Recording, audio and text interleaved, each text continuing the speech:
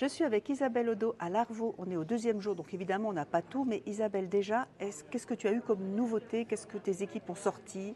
Vous qui bossez beaucoup. Oui, alors on a présenté différentes choses. D'abord sur le plan plutôt de la recherche clinique, on a présenté un petit peu l'update, la mise au point sur cette fameuse étude Prodigy Oui. qui teste le facteur de survie des cônes RDCVF. Oui. Donc l'étude se passe bien. On a complété la première étape qui était une escalade de doses où 9 patients ont été traités. Avec donc 3 doses avec des niveaux de doses plus ou moins élevés. Une bonne tolérance, juste un patient qui a eu une luxation de son implant et qui n'a pas retrouvé son acuité visuelle initiale, mais le comité de suivi a été quand même plutôt très satisfait.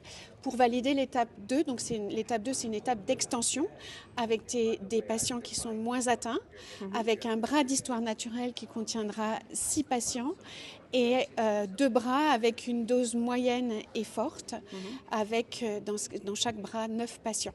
Voilà, donc l'étude s'étend puisqu'on aura toujours notre centre à Paris, mais aussi plusieurs centres américains. Et en principe, le sponsor qui est Sparing Vision souhaiterait compléter toute l'inclusion donc, des patients d'ici la fin juin. Et alors vous recrutez ?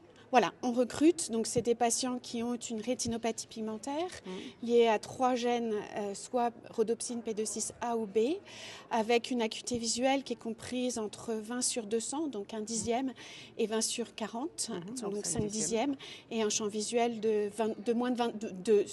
inférieur ou égal à 20 degrés. Donc déjà encore une rétine pigmentaire assez avancée, et qui ont envie de s'impliquer dans une étude de phase 1-2, c'est les premières étapes avant de valider que ce facteur de survie des cônes est efficace et peut maintenir la vision des patients. Super.